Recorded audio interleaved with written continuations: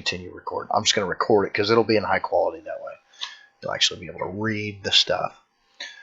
But it looks to me like this is pretty good data. You actually saturated quite a few stars. So the data says your exposures were a little long. But, yeah, what were the individual subs? Right, but I mean, okay, so your subs were potentially a little long, and someone processing this data would say, you've overexposed your stars. And for me, that's just fine. I'd rather see you overexpose them and get that nebulosity because I can squeeze the crap out of them stars. But one thing I can't do is I can't dig beyond the noise floor for nebulosity. So the very first thing I'm going to do is I'm going to try to get all these stars out of this picture, and then we're going to put them back in later. So I now have a clone open that I am going to fully stretch this image. Not fully stretch, I guess, but just nuke it. Kind of talking out loud here. And then I'm going to go ahead and star net that because I just want to create star mask. I'm going to definitely check the box for that. And I didn't change anything. Stride 128. Essentially, what I want to do here is I mostly just want to isolate these stars right away. And I want to get these stars to where they're actually a little bit smaller in the linear stage. So that's the wrong one. Histogram transformation on just the stars. And I'm going to bring them up just some, not a bunch, but some. I'm just going to stretch them a little bit further than what they already are. And then I can actually take my mask, just the stars that's been slightly stretched, and I can kind of mess with what's going on here. I can kind of mess with these stars in a linear stage all by their lonesome, which is really cool.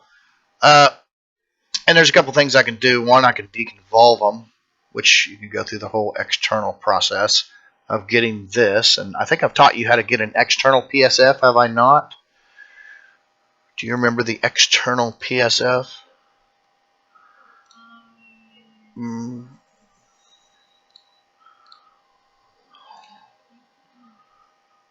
Okay. I'm gonna do a quick star mask here for the fat stars in the linear image because I'm gonna pick these fat stars out separate. They're a special kind of retard. They're the retard that won't leave you alone when you're trying to do this kind of stuff. You gotta pick on them separate. So I always make a star mask for the fat stars separately, and they'll also be. Ooh, that's perfect. Yeah. They'll also be a mask for us to use in deconvolution because they will go into the under de-ringing, they will go into the local de-ringing. So, and that's star mask 1. And this is all very subtle touches. I'm just going to see what this looks like without a PSF real quick because I kind of have an idea of what I'm looking for. And once you get the idea of what you're looking for during a deconvolution, you can really, we're not looking for that. That's what we're not looking for. You're going to look at this and be like, yep, that's Jason, that's not what we're looking for. It's a good point there you got. Now I see. Okay. Yeah. I just want to squeeze them just a little bit with deconvolution. I ain't trying to squeeze them down hard with deconvolution. If you try to squeeze the stars too hard with deconvolution, bad things happen. And eventually you'll end up with a picture that looks like stars are caked on the front of it. It'll almost look like they're fake plastified on the surface of the image, and the image is actually behind all these stars. And that's not really what we want. So even though you think, well, I didn't do much, when I go like this, you can cleanly see that that is doing something to this star. And while not much, this guy here got brighter in the center. See? Yeah. And this one here shrunk. It's going to add up. It's going to add up when we just these little bitty things like this. And one thing I hate about PIX Insight, you'll notice we did that in the preview, but you've got to double check it when you run it on the whole image, because sometimes deconvolution will lie to you. And even though in an image preview it'll look great, when you do it on the whole image, you'll go back to that exact same star and it will look different than what it did in the preview. So always double check your deconvolution after you've ran on the entire image. Which I'm doing here. I'll let it run as 6 of 10, 7 of 10. And you can get more accurate by using this external PSF. You can see I've made an icon for it. Well, it's underneath my box here, but I've got an icon for it to generate one. What it really did was just kind of harden the edges of the fat stars. It didn't do nothing to the huge stars, and then it sucked the medium stars down a little tighter, and it actually made the tiny stars just a smidge brighter. So it sucked the brightness. It made them, all the energy was energized into the centroid of the star rather than being equally spread on those faint stars. It's very, very subtle. It's very, very subtle. But in the end, those little subtle things make a huge difference. With this exact same mask, which is a very precise star mask that I have taken from StarNet, from a stretched image, which we saw earlier, was from a stretched image of, from our starless, and then I stretched that just a little bit. You saw, and you'll get this video, you'll understand what I'm doing. So, and now I'm going to take morphological transformation. And in the linear stage, this is an extremely powerful tool. In the nonlinear stage, you're like, yeah, that kind of looks fake.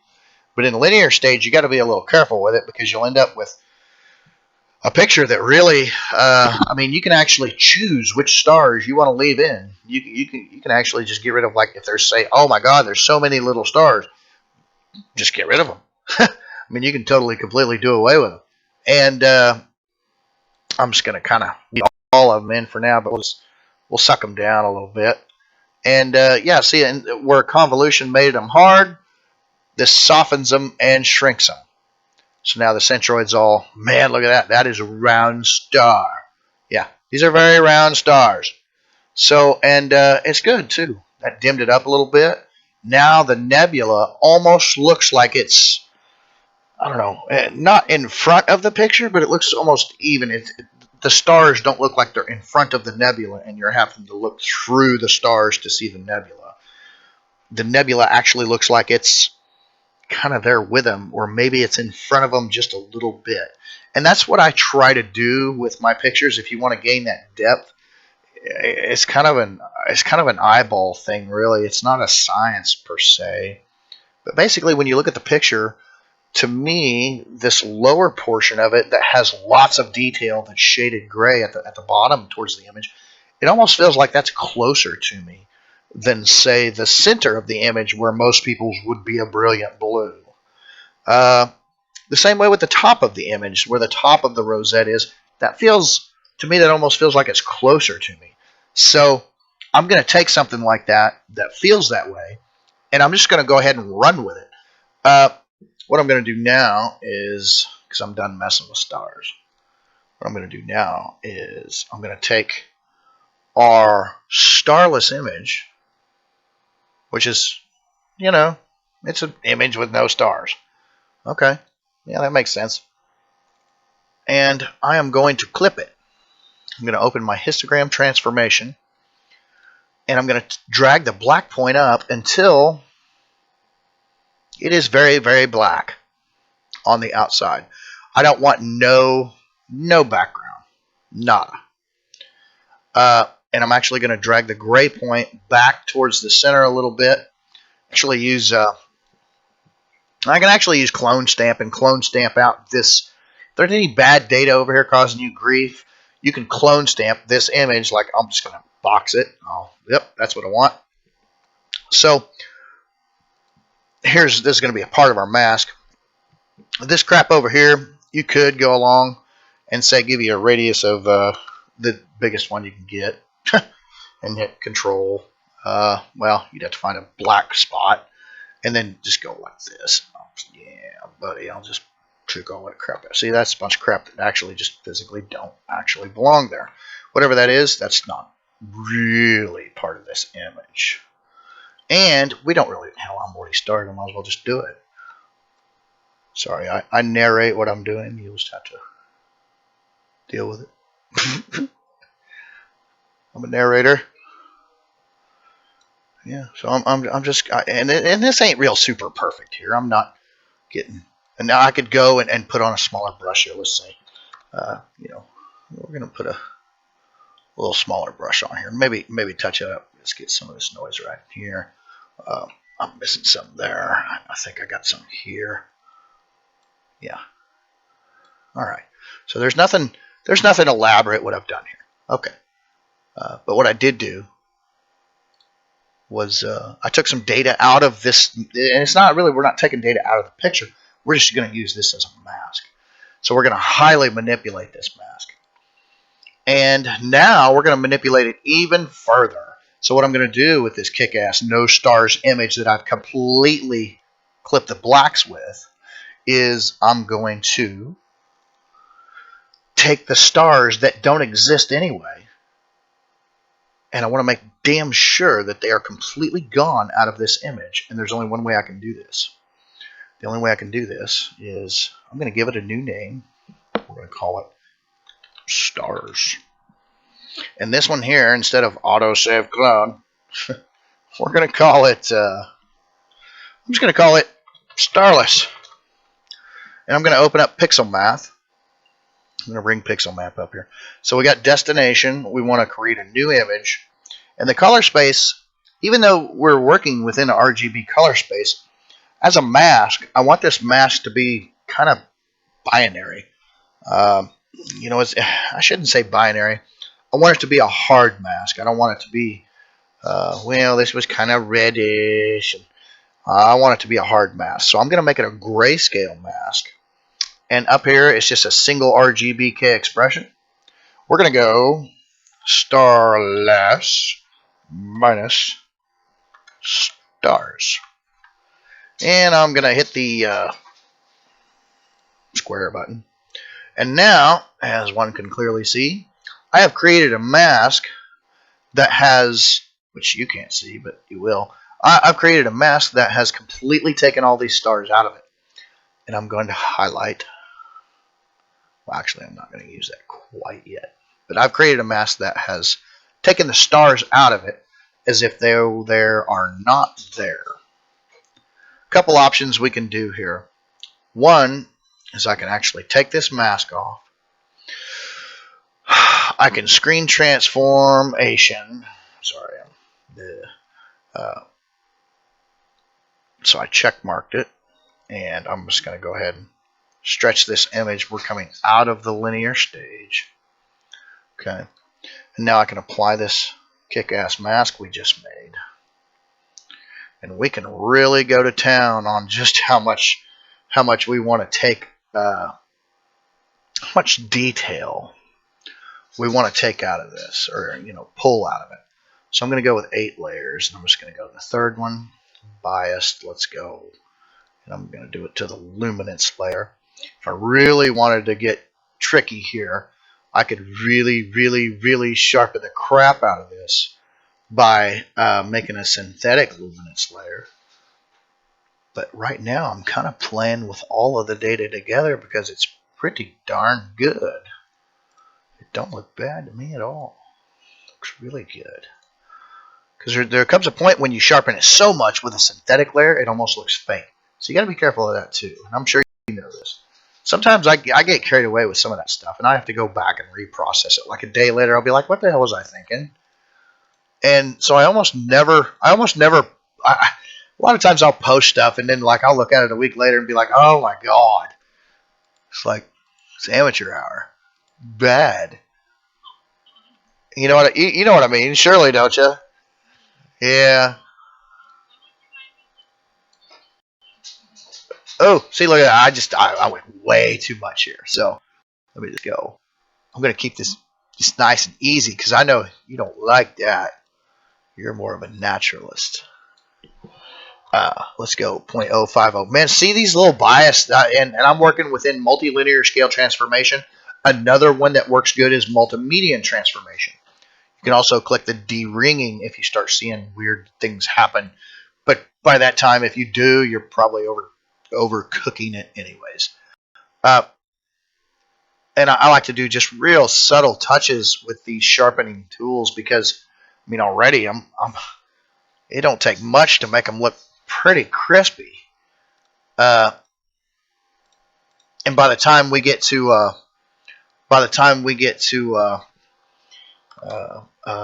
local histogram equalization, oh, they can look real crispy. So we're kind of wanting to avoid that. Yeah, I think that's pretty good right there. I like that. All right, let's apply this to the entire image. Whoa.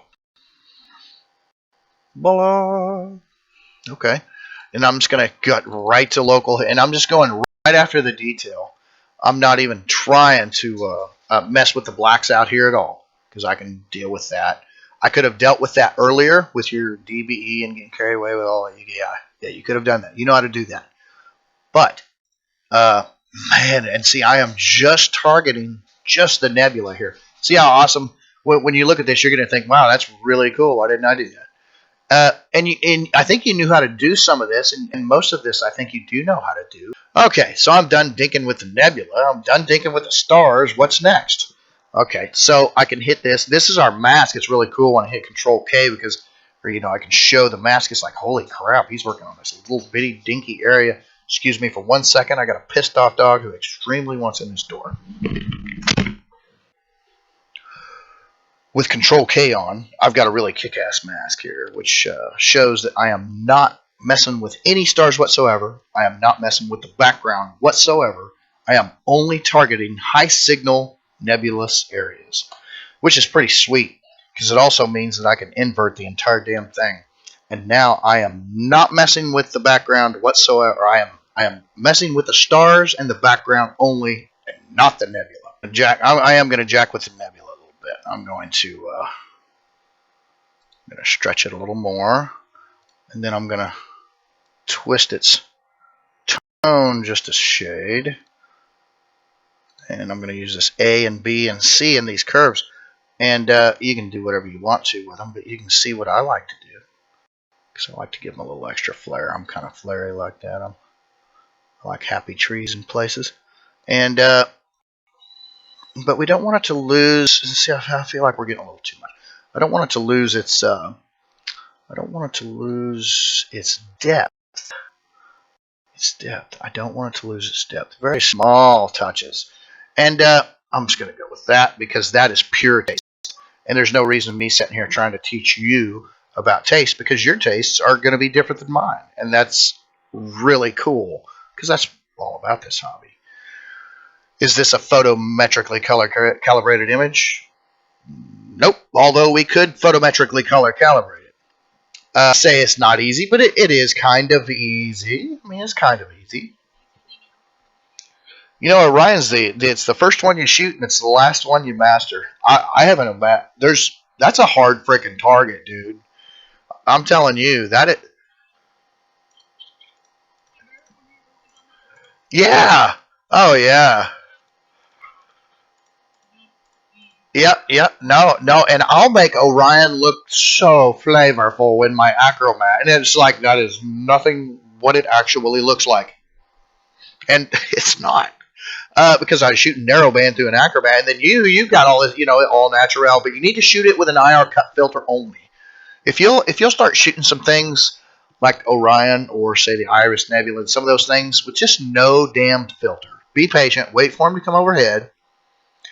And shoot it with no filter, you're going to find that you probably really enjoy those images and you enjoy processing them better because you're trying to draw some stuff out. You really want this dust and you want it to look natural. And you've kind of gotten spoiled with that light pollution filter of giving you kind of a blank, flat background. But that comes at a cost. And that does come at a cost, You may actually like, I'm going to leave this right here. I just like the way it looks. And then let's see. What else can I do? I don't want to make the video super long. So let me go like this. Now I'm gonna clobber the stars. I don't want no stars in this picture. and I want to run a gray sea striation just to smooth this background out a little bit here. And since we are after linear, I'm not sure what the 183 sensor is going to allow me to do here, but I am going to apply some. This gray sea striation is a great little tool as long as you don't get too carried away with it. It just adds a little bit of yeah, and you can see what I'm doing here. I'll just zoom all the way in. So, and it's not much. It's not much. But that little bit, if you go to print this, it's kind of a big deal. So there is a bunch more that I can do to this photograph. This, I'll do a little bit of unsharp. Not that it actually freaking needs it, but I'll do a little. Go maybe 40. That's probably even. Yeah, go like that. Oh, yeah, we know. Hi, girl. Please drive through. What was my last? Boom. There we go. All right, that's done. It's not much. Not much. Yeah, you barely notice it. Barely. And then I want to do. Where's my deal? Yep, same thing. Mask. Take off this mask. Go to scripts. And I'm going to go to dark structure enhance. I want to extract the mask. I'm going to go take this down to always take it down lower so that you can use the mask to make it darker on your own terms with the curves. Because if you apply the mask to this image that it gives you and then go into curve transformation or local histogram equalization, you can either make these shadows. I see that might even have been a little too much there. That might have been a little too much. But you can make this mask, and you can actually change the way your shadows look. You say, well, my shadows are looking a little muddy. I don't like it. So you can denoise them independently. Like, see how there's kind of pasty? Or it's not really pasty. It's just chunky. Chunky. So our dark areas are a little chunky. They're pretty close to the read noise. Like this out here, this is read noise, shot noise, shit noise. Noise that we could deal with TVG. There's various techniques you can deal with this. The problem is some of these low signal areas that are actually within the nebula are kind of blended in there, but you can see there's also a little bit of high signal. So what we want to do is we can separate those a little bit and like check out what happens when I do this. If I just make a little deal here and go preview, and I'll just work specifically on these dark areas, and they're like, well, man, yeah, okay. Well, that kind of makes them pop out a little more. They're not quite so muddied in there. The question is then will that actually be what we want? And the answer is I don't know. You will want what you want, and you're going to have a slightly different eye than I am. But this will give you the options of making this data seem a little deeper. It almost feels like this through here should have some sort of depth to it. And you can also denoise it independent. Like I was saying, you can denoise it, and it will become kind of unique in its own way. It's like, man, I could just spend some time just looking at this section of this nebula. And that's what I like, when you go along, especially on the Rosette, when you can go along and you can just spend time looking at different sections and seeing what all is there. That's when you know you've done something right.